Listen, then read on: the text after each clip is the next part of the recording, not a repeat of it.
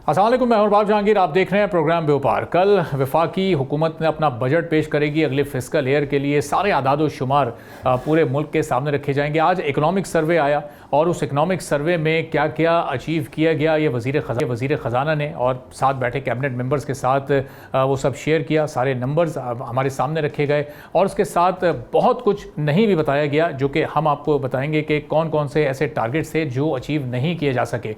अब जो वज़ीर ख़जाना ने बड़ी पॉजिटिव बातें की, थोड़ी सी वो पहले आपके सामने रखते हैं। उन्होंने स्टॉक मार्केट का जिक्र किया कि उसमें रिकॉर्ड इजाफा हुआ, सबके सामने इंडेक्स बहुत बेहतर अंदाज से बढ़ा। उसमें 1,75,000 के करीब नए इन्वेस्टर दाखिल हुए हैं और ज़ाहिर है आहिस्ता आहिस्ता उसका वॉल्यूम भी बढ़ रहा है, उसका साइज़ भी बढ़ रहा है। और उसके साथ साथ उन्होंने कहा कि जो कंपनीज रजिस्टर हुई हैं इस साल वो तकरीबन 40,000 के करीब है। 39,000 से ज़ायद नई कंपनीज ने अपनी रजिस्ट्रेशन कराई और अब पाकिस्तान में रजिस्टर्ड कंपनीज की तादाद 3 लाख के करीब पहुंच चुकी है। इसका मतलब रेगुलेशन का निज़ाम बड़ा बेहतर चल रहा है, प्राइवेट सेक्टर बहुत अच्छे तरीके से अपने काम को कर रहा है और आगे ग्रो भी कर रहा है। और उसके साथ साथ उन्होंने कहा कि ये वो सारा अमल है कि जिसके ज़रिए जॉब अपॉर्चुनिटीज़ पैदा होती हैं, इससे हमारे मुल्क की ग्रोथ होती है। और ग्रोथ के साथ साथ जो उन्होंने कहा कि लिस्टेड कंपनीज़ हैं उनका वॉल्यूम बहुत ज़्यादा बढ़ रहा है। प्राइवेटाइजेशन में उन्होंने PIA की मिसाल दी कि किस तरह एक लोकल कंसोर्शियम ने आकर उसको एक्वायर किया और इससे फिर फॉरेन इन्वेस्टर का एतमाद भी बढ़ता है। लेकिन दूसरी साइड पर बहुत से ऐसे फिस्कल टारगेट्स हैं जो कि हासिल नहीं किए जा सके। GDP ग्रोथ जो कि 4.2% जिसका टारगेट था वो हम 3.5% के करीब कर सके। एग्रीकल्चर सेक्टर में हमारी ग्रोथ नहीं हो सकी, इंडस्ट्रीज़ में हमारी ग्रोथ नहीं हो सकी, रियल एस्टेट सेक्टर में हम ग्रोथ के टारगेट से पीछे रह गए। एक्सपोर्ट्स हमारी 11 महीनों के बाद अपने मुकर्रर टारगेट से बहुत पीछे हैं। अभी कोई 6 से 7 अरब डॉलर का उसमें डिफरेंस है। 35 अरब का टारगेट था, 28 अरब भी हासिल किए जा सकें। इसके साथ साथ पर कैपिटा इनकम जो कि ज़ाहिर है कि हर पाकिस्तानी की इनकम को बढ़ना चाहिए, रीजन के दीगर ममालिक के हिसाब से वो नहीं बढ़ पा रही। जिस तनासुब से महंगाई बढ़ रही है तो वो पर कैपिटा इनकम भी $1900 पर पहुँच कर भी अभी एक पाकिस्तानी इस वक्त बहुत ज़्यादा मुश्किल का शिकार है। तो ये और फिर जो इस वक्त हमारी बिज़नेस कम्युनिटी है उसको अब कल के बजट से क्या तवक्कुआत हैं। इस इकनॉमिक सर्वे में जो 1 साल की अचीवमेंट्स हैं या पूरे नहीं हुए, बिज़नेस कम्युनिटी हमारी इसको कैसे देखती है और उनको ये पिछला 1 साल कैसा लगा, क्योंकि बहुत सारे चैलेंजेस भी थे इस साल के अख्ताम पर, फिस्कल ईयर के अख्ताम पर। तो अब अगला साल कैसा होगा। आतिफ इकराम शेख साहब प्रेसिडेंट हैं FPCCI के, हमारे साथ मौजूद हैं, उनसे इस बारे में गुफ्तगू करेंगे। आतिफ साहब आप लोगों ने अपने वेलकम टू द शो, आप लोगों ने अपने प्रपोजल्स भी गवर्नमेंट के सामने रखे, बहुत सारी मीटिंग्स भी हुई बजट से पहले। उन प्रपोजल्स को कितना कंसीडर किया गया है? अब कल कुछ अच्छी खबरें भी आने वाली हैं और इकनॉमिक सर्वे जो आज आया उस पर भी आप कमेंट करना चाहेंगे। वो आपकी नज़र में पिछला 1 साल कैसा रहा, कितना सफ़र किया आप लोगों ने? Thank you. बिस्मिल्लाहिर्रहमानिर्रहीम। देखें, बिल्कुल आपने सही फरमाया। हमारी और पूरे पाकिस्तान की जो चैम्बर्स हैं, उनके प्रेसिडेंट, उनके group leaders, cabinet, prime minister साहब का मशहूर हैं कि हमारे साथ एज अ स्टेक होल्डर उन्होंने एक कंसल्टेटिव सेशन रखा, जबकि हमारी बहुत सारी प्रपोजल्स थी जिसमें फॉर एक्सपोर्टर्स के लिए फाइनल टैक्स रजीम था। अच्छा, सैलरीड क्लास के लिए वो टैक्स कम था, कॉर्पोरेट टैक्स कम था, टर्नओवर टैक्स कम था। और जैसे फाइनेंस मिनिस्टर साहब ने कहा, स्टॉक मार्केट बिल्कुल बड़ी। अच्छा, हमने एक single digit 1 pager tax form भी दिया फेडरेशन ऑफ पाकिस्तान ने। अभी तक वो तो यही लगता था कि ये कंसिडर होगा, बट के जब ये इक्तिसादी सर्वे हम देख रहे हैं 2025-2026, इसमें से तो मैक्सिमम जो ग्रोथ रेट है वो माइनस है। इसमें एग्रीकल्चर माइनस है, इसमें लाइफ स्टॉक माइनस है, इसमें फिशरी माइनस है। सनती शोबा थोड़ा सा बेहतर है पर स्टिल माइनस है। मैं क्या चाहता था कि जो हमारी सबमिशन है, छोटी सनतें जो हैं, SME सेक्टर्स, वो थोड़ी एक्सपेक्टेड 8.9 थी, वो 8.5 हैं। और एनर्जी का हमें प्रॉब्लम है और एनर्जी के लिए हमें कहा जाता है, आप देखें एक्सपोर्ट 30 से 35 बिलियन, 32 बिलियन, 28 बिलियन, ये एक फिक्स है पिछले 4-5 साल से।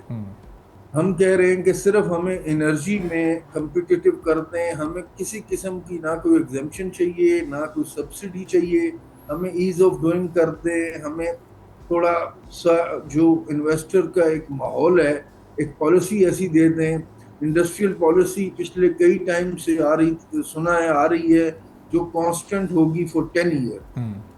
पर अभी तक जो चीजें हमारे सामने आई हैं उसमें ऐसा कुछ नहीं है। सही। और हम ये कह रहे हैं कि डिजिटलाइजेशन करें, टैक्स ब्रॉडनिंग करें, पर वो अभी तक जो अभी ये हम मीडिया से आप लोगों से थ्रू पता चल रहा है, वो कुछ ऐसा नहीं लग रहा कि हमारी सबमिशन तो सारी एक्सेप्ट हो गई। सही। तो अब आतिफ साहब, ये इसमें सुपर टैक्स का मामला जो कि बिजनेस कम्युनिटी की एक बड़ी देरीना डिमांड भी है, capital gain tax, advance tax, ये इन टैक्सेस में कुछ कमी इस वक्त आप लोगों ने तजवीज़ की है और गवर्नमेंट ने कुछ कंसीडर किया है, या फिर ये परसेंटेजेस पहले की तरह ही ये चलती रहेंगी, और फिर अगर चलती हैं पहले की तरह तो फिर कितना डिस्टर्ब रहेंगे आप लोग? नहीं सर, गेन टैक्स पे हमने 5.5 उसकी डिफरेंट स्लैब्स हैं, उसको हमने फेडरेशन की रिक्वेस्ट है कि उसको 1.5 किया जाए। और जो सुपर टैक्स है, सुपर टैक्स तो सिर्फ देखें, इंडस्ट्री तो पिछले 3 साल 4 साल से एक ट्रबल में है। सुपर टैक्स एक अलग सेक्टर है जो फाइनेंशियल इंस्टीट्यूशंस हैं, वो लोग सिर्फ बेयर कर सकते हैं। बाकी पाकिस्तान की कोई बिजनेस कम्युनिटी सुपर टैक्स नहीं दे सकती। ऑल टुगेदर अगर सुपर टैक्स को लगाया जाए तो ये 65% टैक्स बनता है, कॉर्पोरेट टैक्स। तो कौन 65% पहले गवर्नमेंट को टैक्स देगा और फिर उसमें से एक्सपेंस निकालेगा? वो तो नामुमकिन है। अगर यही रहा तो हमारी जो कुछ इंडस्ट्री चल रही हैं ये भी बंद हो जाएगी। सही। और ये अब ज़ाहिर है, अगर ये टैक्सेस के बोझ को इस वक्त नहीं कम करते, और कॉस्ट का जो आप लोगों का इशू है, कॉस्ट ज़ाहिर है एनर्जी टैरिफ इस वक्त बहुत ज़्यादा हायर साइड पर हैं, अब ये कैसे कंपटीशन रहेगा? इस साल एक्सपोर्ट्स $35 अरब का टारगेट नहीं मीट हो सका, और उसमें पिछले 3-4 महीने से हट के भी अगर हम इब्तदाई 7-8 महीने जब ये जियो पॉलिटिकल सिचुएशन नहीं तब्दील हुई थी तो उसमें भी कोई ख़ास ग्रोथ हमें नज़र नहीं आ रही थी, यानी ओवरऑल पूरा साल एक ही जैसा हमारा रहा है। तो ये अब सब कुछ इस सिचुएशन पर डाल देना क्या एक मुनासिब अमल होगा, या हमें थोड़ा सा इदराक करना चाहिए कि कहाँ हमारी खामियां रह गई? ये जियो पॉलिटिकल सिचुएशन तो अभी ये 4-5 महीने हुई है। हमारी बेसिकली एनर्जी कॉस्ट, हम आईपीपीज के लिए भी फेडरेशन ने बड़ी लड़ाई लड़ी। हमने कहा है कि जी कैपेसिटी चार्जेस, अभी भी हमारे पास 13 सेंट इलेक्ट्रिसिटी चार्जेस है जो इंडस्ट्री बेयर कर रही है। पूरे हमारे रीजन में 7 सेंट है। हम कैसे बेयर कर सकते हैं? हम एक्सपोर्ट ही नहीं कर सकते। तो ये अब इस पर कोई काम, कल कोई अनाउंसमेंट होगी? क्योंकि ये तो एक रूटीन का ही अमल है, ये तो पूरे साल का ही सिलसिला है। इसके लिए कोई बजट में कोई खास अनाउंसमेंट हो या नहीं हो, 2 साल से हुकूमत तैयारी कर रही है लेकिन अभी तक कुछ भी निकाल नहीं सकी है। इसमें कोई ऐसा रिलीफ आप लोगों को नहीं दे सकी। 4-5 महीने पहले देने की कोशिश की तो डोमेस्टिक कंज्यूमर्स को वो फिक्स चार्जेस की मद में चार्ज कर दिया गया। गवर्नमेंट कहती है कि लास्ट 3 इयर्स में अगर आपने जो यूटिलाइजेशन की है, अगर उससे ज़्यादा यूटिलाइज करेंगे तो हम उस पे एक्स्ट्रा पे आपको रिलीफ देंगे। एक्चुअली वो तो कोई इंडस्ट्री कर ही नहीं सकती, क्योंकि पिछले 3 साल से वो अंडर कैपेसिटी चल रही है।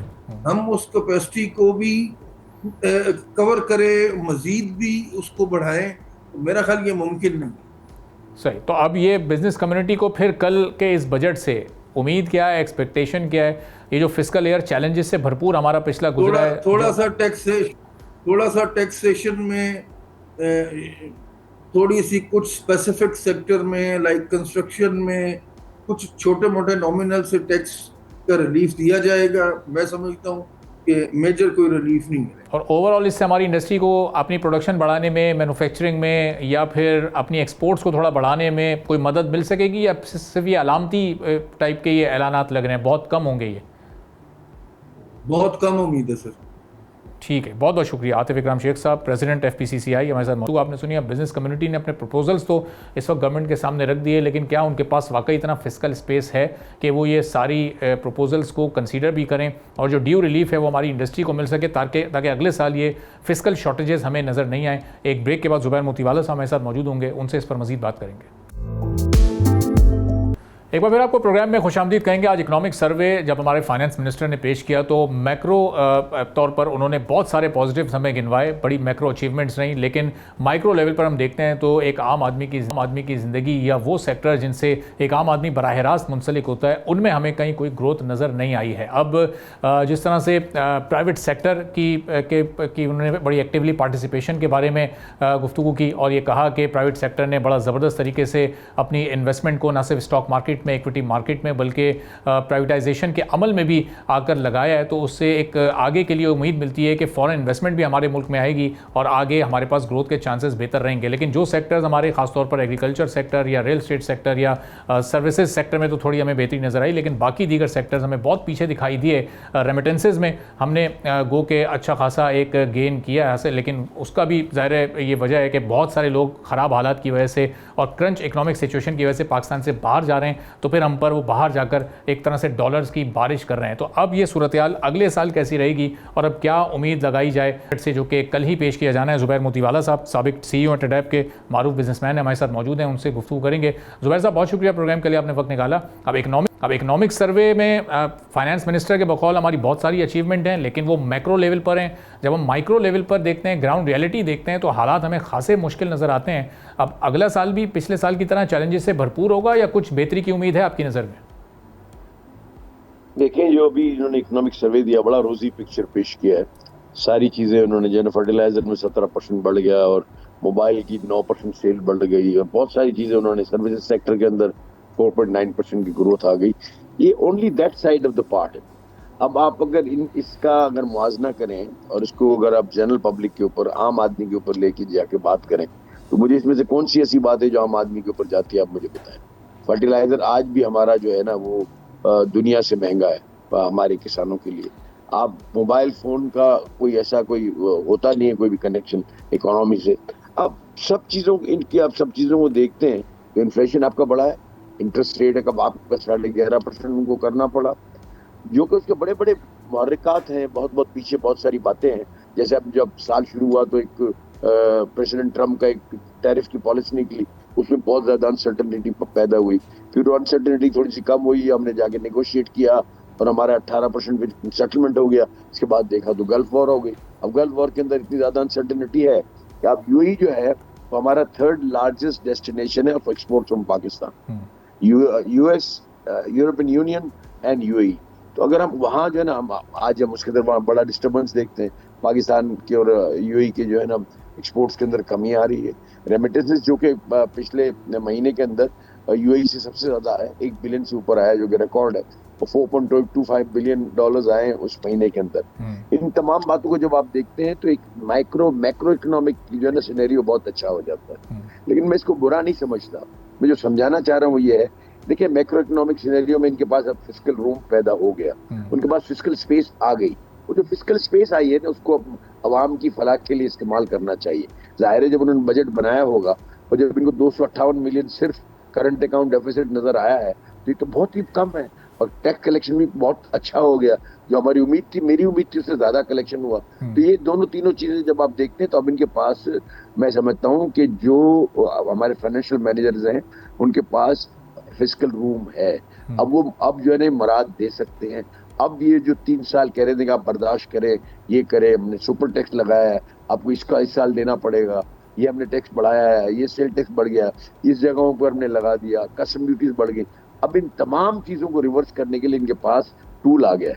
अब ये जो एक मुहावरा इस्तेमाल करते हैं, आईएमएफ ने नाम बोला है, इसको निकाल दें। आईएमएफ से हमने वैसे भी निकलना है। आईएमएफ के हम कितने साल आईएमएफ में रहेंगे? 1.2 बिलियन की ट्रेंच लेने के लिए हम उनके पीछे भागते रहेंगे, क्या करेंगे? जरूरत इस बात की है कि हम इन तमाम चीजों को लेकर बैठे और हम सर जोड़कर ये बैठे कि जो 6% एक्सपोर्ट कम हुआ है पाकिस्तान का, उसकी वजह क्या है? उसकी वजह जब मैं देखता हूँ तो उसकी वजह यह है कि हमारा कॉस्ट ऑफ डूइंग बिजनेस ज्यादा है, हमारे ईज ऑफ डूइंग बिजनेस के प्रॉब्लम है। ये दोनों चीजें जब तक हम ठीक नहीं करेंगे, जब तक आपका एक्सपोर्ट नहीं बढ़ेगा। आज बांग्लादेश 54 बिलियन डॉलर की एक्सपोर्ट पहुंच गया सिर्फ टेक्सटाइल, और हम 15-16 बिलियन के इधर ही घूम रहे हैं। कभी 12 हो जाता है, कभी 16 हो जाता है, कभी 17 हो जाता है, वैसे ऊपर नीचे कुछ भी नहीं जाता। इसका मतलब वो जो कंफर्म जो लोग हैं जिनकी फैशन डिजाइनिंग और हाई लेवल स्टैंडर्ड है, वही माल जा रहा है। रन ऑफ द मिल जिसको कहते हैं, वो हमारा जो है ना टेक्सटाइल के अंदर प्रोडक्ट नहीं जा रहा। तो टेक्सटाइल हमारी जो है ना, आप समझे, रीढ़ की हड्डी है। टेक्सटाइल 60% ऑफ योर एक्सपोर्ट्स है, और टेक्सटाइल ही के अंदर एम्प्लॉयमेंट क्रिएट होती है। सबसे ज्यादा एम्प्लॉयमेंट को क्रिएट शोभा करता है वो तो टेक्सटाइल है। आपने क्या किया, एनर्जी के रेट्स बढ़ा दिए।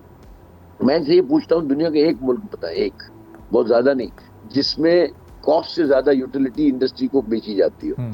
कभी दुनिया में होता है लोग के यूटिलिटी को एज अ टूल इस्तेमाल करते हैं कि हम WTO के जो रूल्स हैं उनको हम बीट करें, हमारे एक्सपोर्ट्स को बढ़ाएं और सब्सिडाइज कर दें हम एनर्जी को।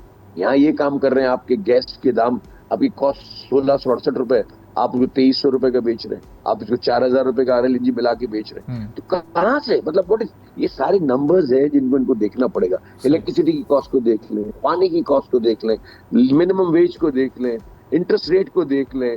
इन तमाम चीजों को जब आप देखते हैं तो हमारी जो है ना जो cost of doing business, cost of conversion जिसको कहते हैं, वो हमारी दूसरे मुल्कों से ज्यादा है। जब तक हम उनके बराबर नहीं लाएंगे, हम ये नहीं कहते कि उनसे आप 5% को कम कर दो, उनके अगर आप बराबर लेके आ जाएं और फिर आप हमारे गिरबान पकड़ लेंगे, अगर हमारे एक्सपोर्ट डबल ना हो 2 साल के अंदर, तो हम जिम्मेदार बैठे। आज हमारा उनके साथ कॉस्ट का जो डिफरेंस है वो 13 से 18% हमारा कॉस्ट ज्यादा है। इस तरह से तो काम नहीं होगा। और ये सारी चीजें जो मैं बात कर रहा हूँ, तो आपके सवाल के जवाब में आप कहेंगे सवाल क्या किया, जवाब क्या दे रहे हैं। आम आदमी की आप बात कर रहे हैं, आम आदमी को फायदा जब ही पहुंचेगा जब उसको नौकरी मिलेगी। नौकरी मिलेगी तो उसको घर का चूल्हा जलेगा ऑटोमेटिकली। अगर आज घर के 2 आदमी काम कर रहे हैं, बाकी को नौकरी नहीं मिल रही, अगर दूसरे 3 काम करना शुरू कर देंगे तो खुशहाली आएगी। खुशहाली आती जब है जब आपका नेट टैक्स का नेट भी ब्रॉडन हो, और आपकी जो है ना इंडस्ट्री जो है ना वो फले फूल आगे बढ़े, नई इंडस्ट्रियां लगे, और जो है ना हम एक्सपोर्ट ज्यादा कर सकें, ज्यादा लोगों की जरूरत हो, ज्यादा लेबर की जरूरत हो, ज्यादा टेक्नीशियंस की जरूरत हो। ये इस वक्त जरूरत है। आज जो रोड पे लोग फिर रहे हैं, अनएम्प्लॉयमेंट का रेट जो खुद ही बताया कि अनएम्प्लॉयमेंट बढ़ गई है, अनएम्प्लॉयमेंट बढ़ी और आपकी इकोनॉमी ठीक हो गई, दोनों बातें एक साथ तो नहीं चल सकती। तो ये दोनों चीजों में तजाद कल देखना पड़ेगा कि हम क्या करते हैं। जुबैर साहब, अब ये इंडस्ट्री को ज़ाहिर है इस वक्त रिलीफ चाहिए टैक्सेस में थोड़ा सा, कि ये super tax, capital gain tax, इसको कम करें, और जो एक आम आदमी है उसको पेट्रोल की कीमत सस्ती चाहिए ताकि वो महंगाई उस तरह से ना बढ़े। अब ये हुकूमत ने अगर फिस्कल स्पेस है तो अपने PDL का टारगेट भी बढ़ा दिया है 1400 से 1800 अरब, और इंडस्ट्री को टैक्स से रिलीफ देना भी एक बड़ा चैलेंज है। अब ये दोनों चीज़ें क्या मैनेजेबल हैं? इन दोनों को साथ लेकर चला जा सकता है? नहीं, आम आदमी को भी रिलीफ दे दें और इंडस्ट्री को भी थोड़ा सा टैक्स में छूट दे दें? बिल्कुल हो सकता है, बिल्कुल हो सकता है, क्यों नहीं हो सकता। जब आपके पास फिस्कल स्पेस आ गई है तो यू कैन मैन्यूवर ना, कि आप अगर यहाँ की जो स्पेस है वहां दे दें, वहां की स्पेस यहाँ दे दें। अगर आपके जो है ना ये पेट्रोल प्राइसेस हमेशा तो रहनी नहीं है। इंशाल्लाह मुझे उम्मीद है कि ये जंग के मामला खत्म होंगे तो हम पुरानी पोजीशन में आएंगे, बल्कि पुरानी से भी नीचे चले जाएंगे, क्योंकि ईरान एक नया प्लेयर ऑफिशियल आएगा प्ले के अंदर ऑयल बेचने में, जो कि अभी भी बेच रहा है लेकिन बहुत उसकी क्वांटिटी कम है। इसके बाद वो फुल क्वांटिटी के साथ जब दुनिया में आएगा तो ऑटोमेटिकली सप्लाई एंड डिमांड के हिसाब से फिर आप देखें दुनिया चेंज हो रही है। पेट्रोल की जो कंजप्शन है वो कम होती जा रही है, क्योंकि इलेक्ट्रिसिटी कार्स आ गई और बहुत सारे सोलर आ गया, विंड आ गया, सब ने बड़ा एडवांस हो गए साइंस के अंदर, सोलर विंड। तो अदर देन जो है ना पेट्रोलियम प्रोडक्ट्स भी हमारी जो है ना इंडस्ट्री है, हमारी जो चीज़ें जो वो चलना शुरू हो गई हैं। हम आज इलेक्ट्रिकल बसों में घूमते हैं ना, कभी सोच भी नहीं सकता था कुछ ये बसें चलेंगी इलेक्ट्रिसिटी से। अब वो जो है ना ये सारी चीज़ें जब आप इसको देखते हैं, आई थिंक कि इनके पास फिस्कल स्पेस को इनको प्रॉपरली इस्तेमाल करना चाहिए, और जहां आम आदमी को फायदा पहुंचता है उसको उनको कैटर करना चाहिए, और उसको देखना चाहिए कि भाई ये कैसे हो सकता है। उसके 2 तरीके हैं, एक तो ये कि आपने मास ट्रांजिट आपका अपना हो, उसके अंदर आप टिकटें कम कर दें। वो मास ट्रांजिट आप आज तक बना नहीं सके। मेरे ख्याल कराची वाइड सिटी होगा जहाँ मास ट्रांजिट अभी तक नहीं है। तो लेकिन बहरहाल अगर मास ट्रांजिट होता तो स्टोरी कोई और होती। तो लोग अगर अपने उस ट्रांसपोर्ट का मसला नहीं होता तो गवर्नमेंट इसको बेयर करके उनकी टिकटों की दाम नहीं बढ़ाती और हो जाए। आज तो मोटरसाइकिल इज दी गरीब की सवारी, एक ही मोटरसाइकिल, और उसके ऊपर आप 1 लीटर भी अगर पेट्रोल डलवाता है तो उसकी दिन में उसके 100 रुपए बढ़ गए। 100 रुपए का मतलब 3000 रुपए बढ़ गए। ये तो बेरेबल ही नहीं है ना। आज के जमाने में जो 30, 35, 40 हजार, 45 हजार रुपए जो कमाता है वो 3000 रुपए तो बर्दाश्त नहीं कर सकता। उसके तो सारा बजट आउट हो जाएगा। ये आप कर सकते हैं, मैन्यूवर कर सकते हैं, यहाँ का यहाँ दे सकते हैं, इंडस्ट्री को दे सकते हैं। एक और मेरा सजेशन ये था कि आप SSGC जो है कंपनी, जो SNGPL जो गैस सप्लाई करते हैं, इनके 2 हिस्से कर दे आप। एक को इंडस्ट्रियल कर दें और एक को अदर देन इंडस्ट्रियल कर दें, आपके सामने सारी चीज आ जाएगी कि किधर नफा है, किधर कलेक्शन है, कहाँ है, क्या चीज है। आज 47% लाइन लॉसेज बिल फॉरेजेस है other than textile, other than industry में। इंडस्ट्री के अंदर 98% पेमेंट है, 2% लॉस है। तो आप मुझे बताएं ये सारा लॉस अगर हम 47% का इधर इंडस्ट्री पे डाल के उसकी एवरेज करके अगर हम प्राइस करेंगे तो इंडस्ट्री को भी आप बिठा देंगे। ये मुझे समझ ये बात नहीं आती कि ये इनको कैसे समझ नहीं आता। अगर हम इंडस्ट्री को बिठा देंगे तो डॉलर्स कहाँ से आएंगे? हम IMF से 1.2 लेके आते हैं, 3-4 बिलियन डॉलर लेके आ जाएंगे अगले 3 साल के अंदर। उससे क्या होगा? अगर आप ये पॉलिसी इस्तेमाल कर ले तो महीने का आपको साल के 12 बिलियन डॉलर बढ़ जाएंगे। वो बेहतर है या ये बेहतर है? उसको एक दफा कड़वा घूंट पीना पड़ेगा। इन सारी चीजों को बड़ी ड्रास्टिक अमल करने पड़ेंगे सब चीज़ों पर। ठीक है, बहुत बहुत शुक्रिया जुबैर मोतीवाला साहब, साबिक CEO टेडैप हमारे साथ। देखना ये है कि कल क्या अनाउंसमेंट होती है, इंडस्ट्री को रिलीफ मिलता है या फिर जो इस वक्त एग्जिस्टिंग टैक्स पेयर्स जिन पर बोझ बहुत ज़्यादा है उनको थोड़ा सा रिलीफ मिलता है, खासतौर पर तनख्वाहदार तबके को, तो वो फिर थोड़ी सी सेविंग्स करने के काबिल हो पाते हैं। ज़रा आपको इंटरनेशनल और पाकिस्तान में गोल्ड और सिल्वर प्राइस अपडेट देते हैं। पाकिस्तान में सोने और सिल्वर की कीमतों में हमने देखा कि मुस्तकिल बुनियाद पर कई रोज़ से रोज़ाना कमी हो रही है। किसी दिन ये बहुत बड़ी कमी होती है, जिस तरह गुज़िश्ता रोज़ 12,000 रुपये से ज़्यादा की हुई थी और आज भी एक नुमाया कमी हुई है। ऑल पाकिस्तान सराफा बाज़ार एसोसिएशन के मुताबिक जो आज कमी सामने आई है वो 1 तोला सोना पर 9,720 रुपये कम हुए हैं और अब ये 4,32,000 रुपये पर आ गया, यानी 4,35,000 से भी ये नीचे आ चुका है। इंटरनेशनल मार्केट में भी ये $97 नीचे आया है और अब 4,100 की ऑन्स की सतह पर इस वक्त ये ट्रेड कर रहा है और अब ये फ़ी ऑन्स कीमत हमें रोज़ाना गिरती हुई महसूस हो रही है। अब सिल्वर की जो प्राइस है उसमें भी कमी हुई है, बड़ी मिनिमल सी हुई है, 40 रुपये उसमें कम हुए और 6,889 रुपये पर पहुँचा है। ये भी अब 7,000 से नीचे की रेंज पर वापस आ चुकी है। अब यहाँ पर दिलचस्प बात यह है कि गिरावट एक ऐसे वक्त में सामने आ रही है जब मशरिक़ वस्ता में कई माह से कशीदगी का सिलसिला जारी है, कभी वो ज़्यादा होता है, कभी वो थोड़ा सा कम हो जाता है। अब आम तौर पर जंग और जोग्राफियाई सियासी तनाज़ात सोने की कीमत बढ़ाते हैं क्योंकि इन्वेस्टर इसे एक महफूज इन्वेस्टमेंट समझते हैं, लेकिन 2026 में सूरत हाल बिल्कुल मुख्तलिफ रही है। जनवरी और फरवरी 2026 में ईरान इसराइल कशीदगी से पहले अमेरिका और ईरान जंग के खदशात ने सोने को रिकॉर्ड बुलंदियों तक पहुंचा दिया था। इस साल के आगाज़ में ही जब कैलेंडर ईयर शुरू हुआ हमने देखा आलमी मार्केट में सोना $5,500 के करीब पहुंचा था। पाकिस्तान में उस वक्त कीमत बढ़ते बढ़ते 5,70,000 से भी ऊपर 1 तोला की चली गई थी। वो अपना ऑल टाइम हाई उस वक्त सोने ने टच किया था। फिर जनवरी का महीना गुजरा और जनवरी के मुकाबले में जब दीगर महीने आए तो अब होते होते आज सोने की आलमी मार्केट का हम कंपैरिजन करें तो कीमत में उस वक्त से अब तक $1,300 फी ऑन्स का फ़र्क आ चुका है। और उसके बाद इन्वेस्टर ने ज़ाहिर है प्रॉफिट टेकिंग शुरू की है और उसके साथ साथ सोने की कीमत में गिरावट का एक और बड़ी वजह यह भी है कि अमरीकी डॉलर मजबूत हो रहा है। इसी के साथ अमरीकी फेडरल रिजर्व की जानिब से इंटरेस्ट रेट में फौरी कमी की तवक्कुआत भी कमज़ोर पड़ गई हैं और ज़्यादा इंटरेस्ट रेट सोने की कशिश को कम कर देती है क्योंकि सोना कोई प्रॉफिट या इंटरेस्ट नहीं देता। अब इसी वजह से इन्वेस्टर्स का एक हिस्सा दोबारा डॉलर्स और अमरीकी बॉन्ड्स की तरफ मुतवज्जह हुआ और एक और अहम वजह यह भी है कि मरकज़ी बैंक सोना खरीद रहे हैं लेकिन रिकॉर्ड बुलंद कीमतों के बाइस खरीदारी की रफ्तार अब पहले जैसी नहीं रही है। इससे भी डिमांड में वक्ती कमी आई है। रिजल्ट जनवरी की बुलंद तरीन सतह के मुकाबले में पाकिस्तानी मार्केट में सोने की कीमत तकरीबन 55 से 65,000 रुपये बल्कि इससे भी ज़्यादा कम हो चुकी है। तकरीबन ये कोई 1,30,000 रुपये का फ़र्क अब तक आ चुका है और आलमी सतह पर हम देखते हैं तो वहाँ भी ये नुमाया कमी मुस्तकिल बुनियाद पर देखना है कि कितने अरसे में अगले 1-2 रोज़ में क्या 4 लाख से भी नीचे आता है या नहीं आता है। एक ब्रेक लेते हैं, ब्रेक के बाद वापस आएंगे तो अब कल के बजट में तनख्वाहदारों के लिए क्या खुशखबरी है, ब्रेक के बाद तफसील से बात करेंगे। एक बार फिर आपको प्रोग्राम में खुशामदीद कहेंगे। वफाकी बजट 2026-27 में हुकूमत तनख्वाहदार तबके को तकरीबन 50 अरब रुपए का टैक्स रिलीफ देने पर गौर कर रही है और बजट में तजवीज़ की जाने वाली नई तब्दीलियों के तहत ज़्यादा इनकम वाले मुलाजमीन के लिए इनकम टैक्स के रेट्स कम किए जाएंगे और 35% की बुलंद तरीन टैक्स परसेंटेज का इतलाक 41 लाख रुपये सालाना के बजाय 70 लाख रुपये सालाना इनकम पर होगा। अब गुज़िश्ता 3 वर्षों के दौरान तनख्वाहदार तबका मुसलसल बढ़ते हुए टैक्सेस के बोझ का शिकार रहा है। सिर्फ तनख्वाहदार अफराद की जानिब से डायरेक्ट टैक्स पेमेंट्स 600 अरब रुपए से आगे बढ़ चुकी हैं। इसके बरक्स ताजिरों और रिटेल सेक्टर की टैक्स अदायगियां निस्बतन बहुत ही कम रही हैं, जिसकी वजह से टैक्स निज़ाम में बैलेंस ना होने की बहस शिद्दत इख्तियार कर चुकी है। अब प्रोपोज तजावीज़ के मुताबिक 2,67,000 रुपये माहाना तक इनकम रखने वालों के लिए रेट 25% से कम करके 20% करने की तजवीज़ है, जबकि 3,41,000 रुपये माहाना कमाने वालों के लिए रेट 30% से कम होकर 25% करने की तजवीज़ सामने आई है, लेकिन इसके साथ ही 32% का एक नया टैक्स स्लैब भी इंट्रोड्यूस करवाया जा सकता है। अब इस रिलीफ का सबसे ज़्यादा फ़ायदा दरमियानी और मिडिल हाई इनकम वाले मुलाजमीन पर होगा। मिसाल के तौर पर 4 लाख रुपए माहाना जो लोग तनख्वाह लेते हैं उन पर सालाना तकरीबन 1,30,000 रुपये तक उनकी बचत हो सकती है, जबकि 5 लाख रुपए माहाना इनकम रखने वाले मुलाजिम की सालाना बचत 2,30,000 रुपये से ज़ायद भी हो सकती है। लेकिन 1,83,000 रुपये माहाना से कम इनकम रखने वाले मुलाजमीन के लिए किसी बड़े रिलीफ का इम्कान फ़िलहाल नज़र नहीं आ रहा है, क्योंकि इब्तदाई टैक्स स्लैब्स में तब्दीली की तजवीज़ मौजूद नहीं है। अब दूसरे अल्फाज में ये बजट स्टेटस और क्लास डिफरेंस को शायद मज़ीद गहरा कर दे, यानी अमीर मज़ीद अमीर हो जाए और गरीब महंगाई की चक्की में मज़ीद ही पिसता चला जाए। हुकूमत को एक तरफ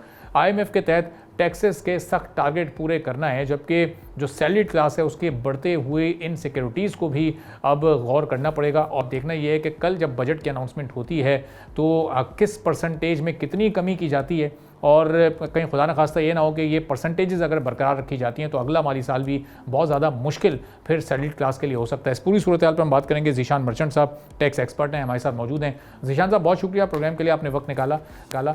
अभी जो हायर जो टैक्स स्लैब्स हैं उनमें थोड़ी कमी की जो तजवीज़ है ये काबिल अमल है? इसका मतलब हुकूमत के पास फिस्कल स्पेस भी मौजूद है, और अगर ऐसा होता है तो बर्डन कितना कम हो जाएगा जो पहले से बहुत एग्जिस्टिंग टैक्स पेयर्स पर बोझ बहुत ज़्यादा है? बिस्मिल्लाहिर्रहमानिर्रहीम जी, आपने बहुत इम्पॉर्टेंट इशू को हाईलाइट किया है। सैलरीड क्लास जो है over the last few years जो है वो one of the top tax payers जो हैं वो बन चुके हुए हैं। इस पिछले साल जो है उन्होंने 610 बिलियन टैक्स दिया था, और इस साल जो अब ये जून क्लोज होने जा रहा है तो मेरे ख्याल से ये तकरीबन 700 बिलियन के करीब ये टैक्स आ जाएगा।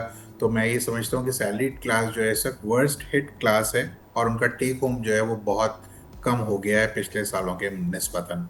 अगर ये टैक्स रेट जो कम करने की बात हो रही है, जो हमने सुना है कि वो 12 लाख से 22 लाख सालाना जो कमाने वाले तनख्वाहदार लोग हैं उनके कुछ रेट्स में कम करने की बात हो रही है। इसी तरह से जो स्लैब जिसमें आपने जो बताया कि वो 41 से 70 लाख, तो फ़र्क पड़ेगा उन लोगों को कि जो मिडिल टू हाई इनकम जो रखते हैं सैलरी अर्नर्स है उनको यकीनन एक फ़र्क पड़ेगा, और जो डिज़ायर्ड भी था और जो ज़रूरी भी था। क्योंकि आप ये देखें ना कि आपका इस वक्त जो टेक होम है वो बहुत कम हो चुका हुआ है पाकिस्तान के जो तनख्वाहदार तबके हैं। तो इसमें अगर ये करते हैं तो स्पेस तो पिछले साल भी मौजूद था और स्पेस तो इस साल भी मौजूद है, और अगर इसको ये यहाँ से कम करेंगे, क्योंकि 290 अरब अगले साल के लिए टैक्स का टारगेट हमारा बड़ा है, तो इसका मतलब ये है कि जो हम 14,000 अरब से जो है वो 14,900 अरब से 15,264 अरब के ऊपर जाना चाह रहे हैं, तो कहीं ना कहीं तो वो टैक्स के रेट को एडजस्टमेंट करना ही पड़ेगा हमें, वरना ये टैक्स का टारगेट जो है वो मुश्किल होगा। अब देखना ये है कि गवर्नमेंट ऑफ पाकिस्तान जो कल बजट पेश करने वाली है उसमें इसको किस तरीके से केटर किया जाएगा, और उसके बाद जो है हमें समझ में आएगी कि हाँ, हम उसके बाद एक सैर हासिल गुफ्तगू कर सकते हैं कि क्या हुआ और क्या होना चाहिए था। तो अभी तो मुझे जो खबरें जो हम सुन रहे हैं, जिस तरह से आपने भी बताया कि तनख्वाहदार तबके के लिए रिलीफ का वादा जो पिछले पूरे साल से किया जा रहा था, अभी भी उस वादे को दोहराया जा रहा है कि टैक्स रेट जो सैलरी टैक्स पेयर है उसको कुछ कम किया जाए। इसके साथ साथ मैं ये भी समझता हूँ कि सिर्फ सैलरी टैक्स पेयर का टैक्स रेट कम नहीं होना चाहिए, जो इंडिविजुअल और जो पार्टनरशिप फर्म्स हैं EOPs जिनको हम कहते हैं, उनका टैक्स रेट 49.5% है, उसके टैक्स रेट को भी और उनके स्लैब्स को भी रिविजिट करने की ज़रूरत है, क्योंकि ये स्मॉल मीडियम एंटरप्राइजेज जो होती हैं यही आपकी इकोनॉमी को किक स्टार्ट करने में बहुत कारामद रहती हैं। और ओवर द ईयर्स हमने ये देखा है कि जब टैक्स रेट्स कम होते हैं तो टैक्स की कंप्लायंस भी बढ़ जाती है और टैक्स पेयर्स के लिए मुश्किलात भी कम होती हैं। पिछले 2-3 साल में ये मुश्किलात में बहुत इजाफा हुआ है, और अब जैसे फाइनेंस मिनिस्टर साहब ने भी कहा कि कंसोलिडेशन काफ़ी हद तक अचीव कर लिया है, मैं समझता हूँ कि अब ये वक्त आ गया है कि अब कुछ लोगों को रिलीफ देना चाहिए, और इसके साथ साथ जो हमें अपने टैक्स के अहदाफ को जो हासिल करने के लिए कोशिश करनी है, तो उसमें जो वो जो नॉन फाइलर वाला एक तबका, जिसको हम नॉन फाइलर टैक्स पेयर्स को, नॉन फाइलर्स को हमने एक दर्जा दे दिया है, उसको ख़त्म करके उनको टैक्स के सिस्टम में लाने की बहुत ज़्यादा ज़रूरत है। सही। तो अब ज़ीशान साहब चलें, ये रिलीफ अगर मिलता है, परसेंटेज कुछ कम होती है तो ये बड़ी एक खुशाइंद बात होगी, लेकिन अब इस रिलीफ के नतीजे में फिर जो टारगेट है वो भी तो कहीं ना कहीं डिस्टर्ब होगा। अभी हम 11 महीने बाद इस फिस्कल ईयर में देख रहे हैं 800-850 अरब का शॉर्टफॉल है, और फिर उसको हम PDL पेट्रोलियम के टैक्सेस लगाकर और उस सब के ज़रिए किसी तरह हुकूमत उस खसारे को पूरा करने की कोशिश कर रही है। अब जब ये टारगेट मज़ीद बढ़ेगा, हम अभी नए सेक्टर्स को भी टैक्स नेट में उस तरीके से नहीं लाएँ, एक्टिवेट नहीं कर सके, तो फिर ये अचीव कैसे होगा? 2-3 महीने बाद फिर IMF के पास जाएंगे, रिवाइज़ करवाएंगे टारगेट और फिर उसमें शॉर्टफॉल सामने आएगा। देखिए, मैं ये समझता हूँ कि इस वक्त जो ये टारगेट का शॉर्टफॉल है, ये इस जून के महीने में चूंकि एडवांस टैक्स की इंस्टॉलमेंट भी ड्यू होती है, तो मैं समझता हूँ कि यहाँ से जो है हमें फ़र्क तो पड़ जाएगा। और मैं ये भी समझता हूँ कि ये वंस जून का महीना पूरा होगा तो हमारे पास, आप जब रिवाइज बजट टारगेट देखेंगे तो हम उसके करीब करीब पहुंच भी जाएंगे। लेकिन अगर हम ये 14,900 की जगह हम ये 14,000 का टारगेट को भी अगर हिट कर देते हैं तो ये एक बहुत बड़ी इन इट सेल्फ अचीवमेंट होगी कि डिस्पाइट लो ग्रोथ के और डिस्पाइट जो है वो चैलेंजिंग सिचुएशंस के, अगर हम 14,000 का टारगेट को या 14,000 अरब को जो है हम मीट आउट कर लेते हैं, तो इसका मतलब ये है कि अगर थोड़ी सी फिस्कल स्पेस प्रोवाइड की जाए, थोड़ा सा उन लोगों को सिस्टम में लिया जाए कि जो टैक्स नेट में इस वक्त नहीं है, तो ये टारगेट जो है हासिल करने में जो अगले साल का हदफ होगा उसमें हमें बहुत आसानी हो सकती है। लो हैंगिंग फ्रूट्स बहुत सारे अवेलेबल हैं कि जिसको अगर इनकैश किया जाए तो मैं समझता हूँ कि टारगेट को आप आसानी कर सकते हैं। जो नॉन फाइलर्स हैं उनको सिस्टम में लाना बहुत ज़रूरी है। ठीक है, अब ये लेकिन इससे टैक्स कलेक्शन हमारी कितनी बढ़ सकेगी अगर हम रिटेल सेक्टर को लेकर आ जाते हैं और उस पर हम थोड़ा सा बर्डन शिफ्ट करते हैं, एग्रीकल्चर सेक्टर को अगर हम लाकर उन पर भी इम्प्लीमेंटेशन करते हैं, रियल एस्टेट सेक्टर के पूरे पोटेंशियल को हम इस्तेमाल करते हैं अगर, तो इन सेक्टर्स में इतना पोटेंशियल मौजूद है कि यहाँ से कोई 600-700 अरब का हम कलेक्शन सालाना बढ़ा सकते हैं। मैं आपको एक छोटी सी एग्जांपल देता हूँ कि अगर रिटेल सेक्टर जो है, जिसमें ये कहते हैं कि 40 लाख के करीब रिटेलर्स हैं जो अभी सिस्टम में मौजूद नहीं है, अगर एक हम बहुत ही नॉमिनल अमाउंट 36,000 रुपये सालाना यानी 3,000 रुपये महीना अगर हम करते हैं और ये 40-30 लाख लोगों पे अगर हम करते हैं तो ये 108 बिलियन तो यहीं से रिकवर हो सकता है। अच्छा। जो 290 हमें बढ़ाना है तो समझें 1/3 से ज़्यादा जो है यहीं से रिकवर हो सकता है। फिर एग्रीकल्चर में लॉ में अब हर सूबे ने जो है टैक्स लगा दिया और हर प्रोविंशियल अथॉरिटी उसको अब रिकवर करने जा रही। तो मैं समझता हूँ कि सिर्फ रिटेल और एग्रीकल्चरल सेक्टर से इतना पोटेंशियल मौजूद है कि अगर आप इन्हें प्रॉपरली इंसेंटिवाइज कर सिस्टम में लेके आएंगे तो आपका टारगेट जो है इन्हीं दोनों जगहों से पूरा हो जाएगा। और आप जो आपको जैसे मैंने बताया नॉन फाइलर्स को जब अगर सिस्टम में लाते हैं तो आप बहुत आसानी से अगर इन 3 चीज़ों को अगर आपने केटर कर लिया तो मैं समझता हूँ कि जो अगले साल का टारगेट है वो हम आसानी से अचीव कर सकते हैं। क्योंकि अगले साल जो है हमने ग्रोथ की प्रोजेक्शन भी जो अभी सुनी कि 3.7 से 4% है, तो कुछ आपको वहाँ से मिल जाएगा और कुछ अगर चीज़ों को हमने मैनेज कर लिया प्रॉपरली तो मैं समझता हूँ कि टारगेट को आप अचीव करने में कामयाब हो सकते हैं। बहुत बहुत शुक्रिया ज़ीशान मर्चेंट साहब, टैक्स एक्सपर्ट हमारे साथ मौजूद थे। और पाकिस्तान में टैक्स पिछले कुछ सालों में इतना बढ़ा है कि अब लोगों के पास सेविंग करने को अमाउंट नहीं बचता और अपना घर बनाना बहुत मुश्किल हो चुका है। तो पाकिस्तान में हुकूमत ने अपना घर हाउसिंग फाइनेंस स्कीम के तहत एक अहम आसानी इंट्रोड्यूस कराई है जिसके मुताबिक अब मियाँ बीवी के अलावा करीबी खूनी रिश्तेदार भी अपनी आमदनी मिलाकर मुश्तरका तौर पर घर खरीदने के लिए कर्ज हासिल कर सकेंगे। अब इस इक़दाम का मकसद मुतवस्सित और कम इनकम वाले ख़ानदानों के लिए घर की मिल्कियत को आसान बनाना है। इससे कबल बहुत से खानदान मतलूबा इनकम की शर्त पूरी ना होने के बाइस इस स्कीम से फ़ायदा नहीं उठा सकते थे। इस नई पॉलिसी के तहत बहन भाई के साथ वालिदैन और औलाद भी मुश्तरका दरख्वास्त दे सकेंगे, जिससे कर्ज लेने की कैपेसिटी में नुमाया इजाफा हो सकता है। अपना घर स्कीम के तहत 1 करोड़ तक कर्ज लिया जा सकेगा, जिसे 20 साल में वापस करना होगा, जिसमें पहले 10 साल में 5% सूद अदा करना होगा और उसके बाद फिर मार्केट रेट के साथ 5% इजाफी सूद की अदायगी होगी।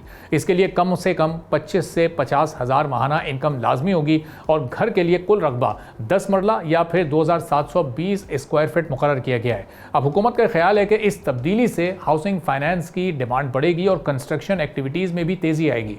लेकिन कंस्ट्रक्शन सेक्टर के नुमाइंदों का यह कहना है कि सिर्फ तलब बढ़ाने से यह मसला हल नहीं होगा, बल्कि ज़मीन की अवेलेबिलिटी के साथ कंस्ट्रक्शन कॉस्ट और टैक्स रिफॉर्म्स भी ज़रूरी है। आबाद यानी association of builders and developers के मुताबिक पाकिस्तान को इस वक्त 1 करोड़ से ज़ायद घरों की कमी का सामना है, जबकि हर साल तकरीबन 4 लाख नए घरों की ज़रूरत पैदा होती है। अब इस लिहाज से कंबाइंड इनकम की इजाज़त हाउसिंग मार्केट के लिए एक पॉजिटिव डेवलपमेंट समझी जा रही है। आबाद ने हुकूमत से जायदाद की खरीदारी पर जो आयद सेक्शन 236K है उसकी परसेंटेज 1.5% से कम करके 0.2% करने की दरख्वास्त की है, और जो सेक्शन 236C है उसको ख़त्म करने के साथ प्रॉपर्टी टैक्स को, उसके निज़ाम को आसान बनाने का भी मुतालबा किया है। आबाद का मौक़िफ़ ये भी है कि टैक्सेस में कमी से इन्वेस्टमेंट बढ़ेगी और लेन देन कन्वेंशनल इकॉनमी का हिस्सा बनेगा। एक्सपर्ट्स के मुताबिक अगर ज़मीन की फराहमी के साथ रिकॉर्ड की डिजिटलाइजेशन और कंस्ट्रक्शन कॉस्ट पर काबू पाने के इक़दाम भी साथ किए जाएँ तो नई पॉलिसी हाउसिंग सेक्टर में रोज़गार और अलाइड इंडस्ट्रीज़ के लिए एक बड़ा इकनॉमिक बूम साबित हो सकता है कि कल हुकूमत हाउसिंग सेक्टर पर इस विद होल्डिंग टैक्स को कम करती है या फिर इसको बरकरार रखा जाता है। इसी के साथ आज के प्रोग्राम से इजाज़त दीजिए। अल्लाह हाफ़िज़। सब्सक्राइब करें और बेल दबाएं ताकि कोई खबर रह न जाए।